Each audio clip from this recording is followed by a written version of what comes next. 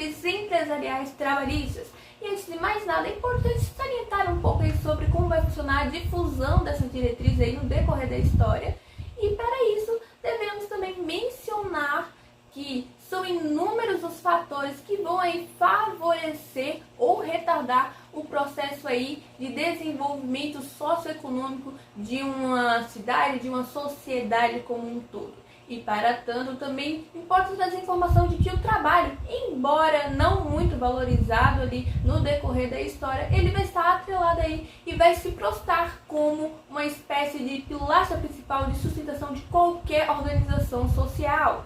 E com isso, também é importante trazer, mais à frente, vamos discorrer mais a respeito de como se darão as conquistas trabalhistas, mas agora vamos trazer aí o trabalho como uma forma que irá desenvolver o direito empresarial, E quanto ao direito empresarial, também é importante salientar que ele vai estar aí presente dentro da formação de uma sociedade. Ele também vai se prostrar aí como um dos pilares que vai desenvolver a sociedade de forma socioeconômica. E para isso, é importante trazer que o direito empresarial ele vai estar presente ali na sociedade desde os seus primórdios, muito antes de existir o dinheiro.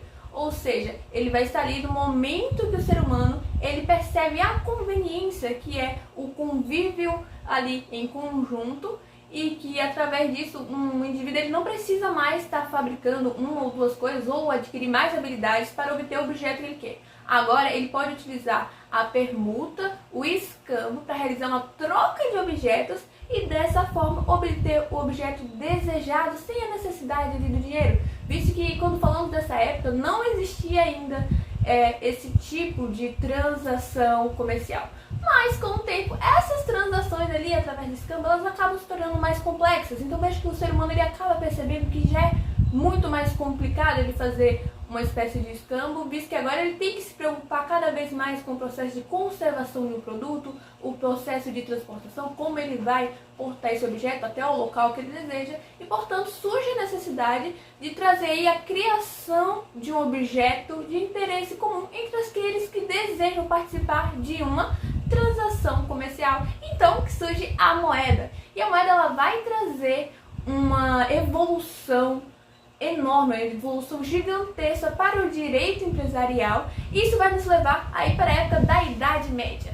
Na Idade Média, quando começa a se desenvolver cada vez mais os comércios, isso a gente vai necessitar aí de um processo aí de uma organização. E com isso surge a primeira fase do direito empresarial, que vai ali trazer essas regulamentações. Essa frase é conhecida como a fase objetiva e ela tem ali conceito de que é empresário aquele que possui matrícula nas corporações de ofícios. E essas corporações de ofícios, por suas vezes, são constituídas pelos comerciantes, pelos artesãos ali da época, e ali eles se reúnem para poder criar o que seriam os primeiros indícios, os primeiros aspectos de uma regulamentação ali para o comércio da época. Mas o direito empresarial ele não para por aí, ele continua evoluindo e assim nós chegamos ali a partir da Revolução Francesa, com o advento ali, a promulgação do Código Francês de 1804 e também o Código Comercial Napoleônico de 1808,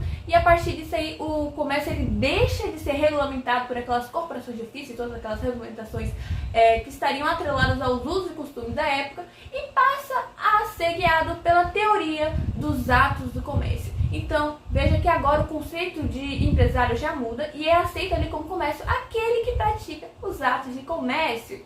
No entanto, é só durante a terceira fase do direito comercial, a nossa fase subjetiva moderna, que o direito empresarial ele vai ser aí, de fato consolidado, ele vai passar a ser regido pela então teoria da empresa. E essa teoria ela vai trazer que é empresário aquele que pratica atividade econômica organizada.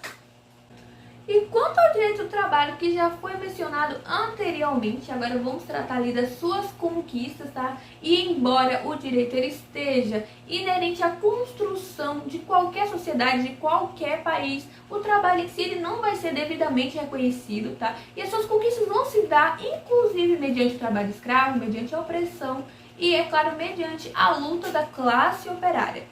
E é por isso que o direito do trabalho no Brasil, ele ainda vai se dar de forma extremamente tardia. Inclusive no Brasil, enquanto colônia, estamos falando aí da época de 1530 a 1822, a economia do país ela vai se dar basicamente com a mineração do ouro, mineração do diamante e, é claro, a exportação e a monocultura do tabaco, do algodão e principalmente do açúcar, tá? Então, por volta aí desses séculos, século XIV e século XIX, tá? Durante esse período, a economia do país ela vai se sustentar principalmente através das mãos escravas.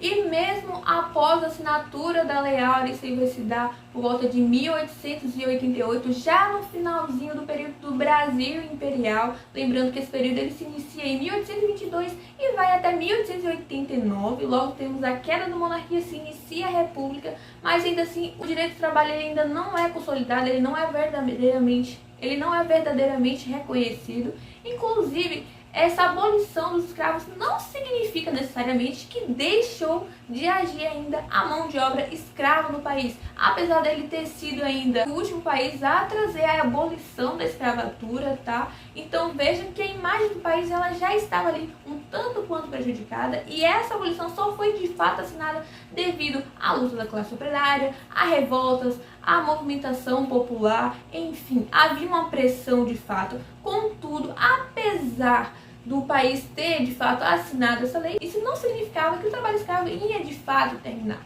E apesar da assinatura dessa lei, o país ele vai ter realmente ali as suas primeiras conquistas ali de fato positivadas, embora a assinatura da lei tenha sido um grande fato ali na construção do direito do trabalho, o direito ele vai realmente ser positivado ali na nossa Constituição de 1934, durante a era Vargas, tá? Getúlio Vargas, o pai dos pobres, e vai ser inclusive durante a era Vargas, tá? No início do Estado Novo, que teremos a nossa consolidação das leis do trabalho. Inclusive, lembrando que na nossa Constituição já havia ali as garantias que traziam ali o que hoje é tido como as garantias básicas inerentes a qualquer trabalhador, tá? Na época era uma inovação que garantia o salário mínimo, o descanso semanal, férias remuneradas, enfim, são esses direitos que hoje, que bom, nós temos como aqueles direitos básicos inerentes a qualquer trabalhador.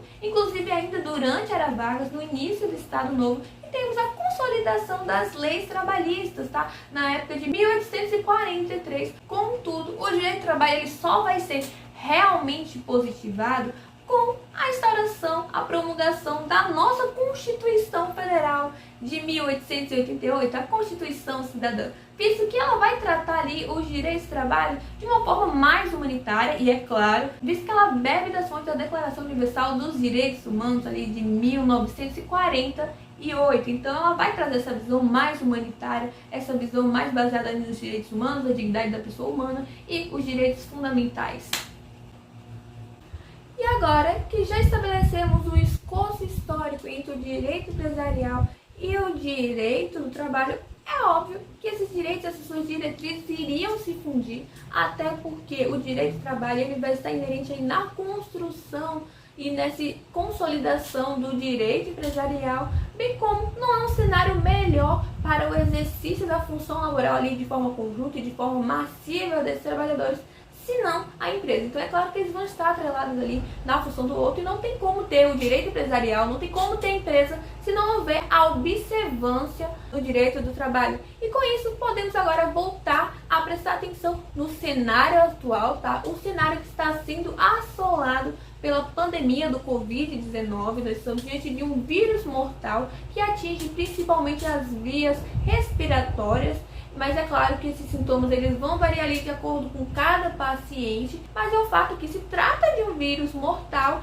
e, portanto, as empresas elas se veem obrigadas a continuar, por óbvio, mantendo e garantindo aqueles trabalhos que já foram tratados anteriormente no vídeo, toda aquela conquista, ela precisa ser mantida, tá? Então precisa ser mantida a dignidade da pessoa humana, mantidas as condições ali de trabalho dignas de cada trabalhador, e por isso as empresas se veem obrigadas a migrar para o home office. É claro que algumas empresas não vão conseguir migrar de forma integral para as vias digitais, Contudo, houve diversas empresas que conseguiram manter ali a qualidade de trabalho, conseguiram continuar oferecendo seus serviços, seus produtos através das vias digitais.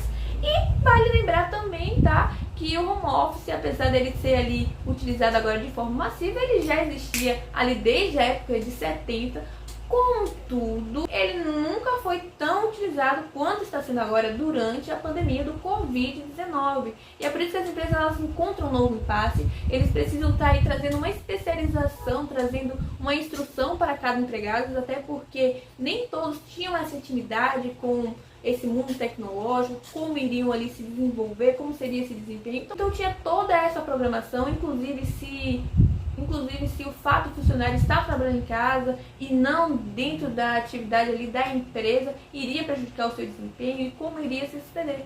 No entanto, com o tempo prova tudo. E é por isso que muitas empresas se adaptaram, muitos empregados se adaptaram e é claro que fazendo as atualizações contratuais necessárias. Inclusive a nossa CLT ela vai trazer aí no seu artigo 75 que essa mudança na modalidade do trabalho, ela precisa ser expressamente ali registrada, tá? Através de um aditivo contratual, que é essa modalidade ali modificada, que ele agora passa a se tratar de um teletrabalho. E é claro que além dessas alterações, o empregado, a empresa, ela ainda precisa superar diversas barreiras para que possa de fato exercer o seu trabalho dentro das vias online. E uma dessas barreiras seria a procura por equipamentos, a procura por instrução. É por isso que a nossa CLT, a nossa consolidação das leis trabalhistas, também vai trazer que a empresa ela vai poder dispor ali, através de um aditivo contratual, tudo registrado, quais serão os equipamentos que poderão ser ali adquiridos, como será feita a manutenção, como será feito o reembolso do empregado, caso ele tenha que arcar ali com alguma custa que esteja relacionada ao trabalho. Então, o direito do trabalho, embora ele já lidasse com esse tipo de demanda, agora ele vai estar lidando com a demanda em uma escala muito maior, em um número massivo, e por isso ele precisa estar aí se atentando e sempre se atualizando para se adequar à nova demanda. E uma vez superado todos esses impasses que acometiam tanto empregado quanto empresa, é importante também salientar a informação de que o consumidor ele também é afetado por conta dessa pandemia, tá? Então veja que durante esse período em que há o lockdown, em que há o distanciamento social, esses consumidores eles acabam passando mais tempo em casa e por conseguinte mais tempo ali navegando online. E com esse tempo de navegação, o que acontece? Exatamente, as taxas de conversão ali nos negócios online eles começam a aumentar cada vez mais e essas empresas que estão chegando agora, que estão se adaptando, elas começam a sentir esse efeito também e por conta disso elas começam a buscar cada vez mais se otimizarem, tá? Para poder atender essa nova demanda. Então observe que essa migração global, tanto consumidor, quanto empregado, quanto empresa, que se encontram agora ali dentro da era tecnológica, dentro das vias digitais, acaba impulsionando e aumentando o mercado de trabalho que antes ele estava demonstrando cada vez mais uma escassez e agora ele volta a se expandir novamente. Então esse é de fato um dos maiores efeitos aí dessa adesão massiva do home office, até porque os empregados que agora migraram para as vias online estão se tornando cada vez mais capacitados para atuar dentro dessa área. Inclusive, há também o aumento no tráfego online. Inclusive, não sou só eu que estou dizendo isso, tá? São os números que dizem isso e você pode conferir comigo todos esses dados. E olha, segundo os dados da Becom, apenas no mês de março de 2020, a época em que se iniciou os primeiros movimentos de distanciamento social, surgiram cerca de 80 mil novas lojas virtuais, enquanto em abril houve um aumento de 47% dos pedidos online. E não obstante, Caíto Maia, o proprietário da maior loja de óculos e acessórios da América Latina, a Team Beans, divulgou em suas redes sociais o crescimento de mais de 300% em seu e-commerce durante a pandemia, e além de um crescimento nas vendas de sua loja física.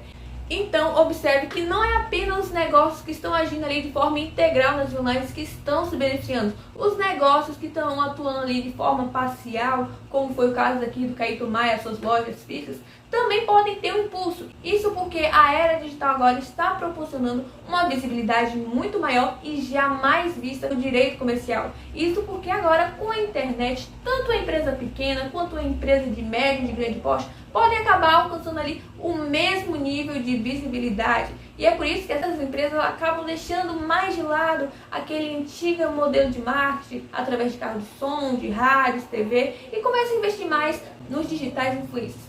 E esses digitais influencers, eles vão atuar ali a partir de uma conexão que eles estabelecem com o público. Então, veja, não é mais aquela imagem fria em que uma empresa ela tem autoridade sobre um produto e ela começa a fazer a sua propaganda. Não, agora os influencers, a partir ali de uma conexão, de uma intimidade com o público, vai estar mostrando ali, de fato, os produtos, tá? De uma forma agora mais descontraída e não tão profissional quanto era antes. Então vejo que há também uma modificação ali nessa forma de marketing, ou seja, as empresas elas acabam ali, de certa forma, gastando menos com a produção em si da propaganda. No entanto, elas vão continuar investindo muito em influências em propagandas digitais, até porque essa era, ela proporciona novos empregos. Então você tem aí gestor de marketing, social media, enfim, vão começar a surgir novas modalidades de trabalho dentro desse viés digital e as empresas vão estar cada vez mais buscando se desenvolver justamente para atender essa demanda, tal como diz a lei ali econômica clássica, a lei da oferta e demanda de Adam Smith. Enquanto há essa demanda crescente, as empresas elas vão buscar e trazer uma oferta, trazendo sempre um diferencial para poder ali atender essa demanda e, é claro, está sempre aumentando a sua economia.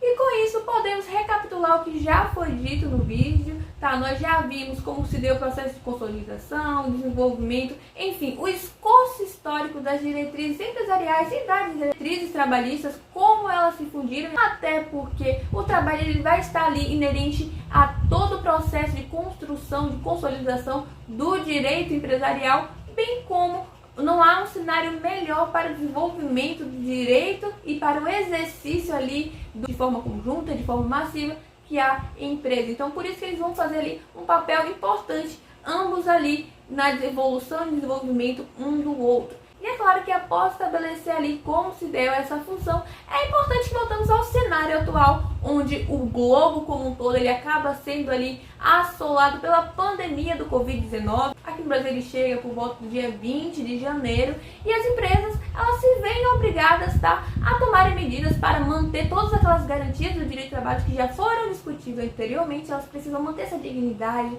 manter as condições adequadas para que os trabalhadores possam ali continuar mantendo uma qualidade ali no serviço, mantendo ali a função da empresa. Então elas precisam tomar novas medidas. E com isso já foram apresentadas as medidas anteriormente no vídeo e observamos que algumas das maiores consequências advindas dessa adesão massiva do home office ali durante esse período de pandemia é justamente o aumento aí no tráfego online, até porque agora há mais empresas digitais, há mais oferta ali para que os consumidores possam consultar. E é claro que também há uma maior especialização e com isso uma expansão do mercado de trabalho. E é isso, nós ficamos por aqui e até a próxima.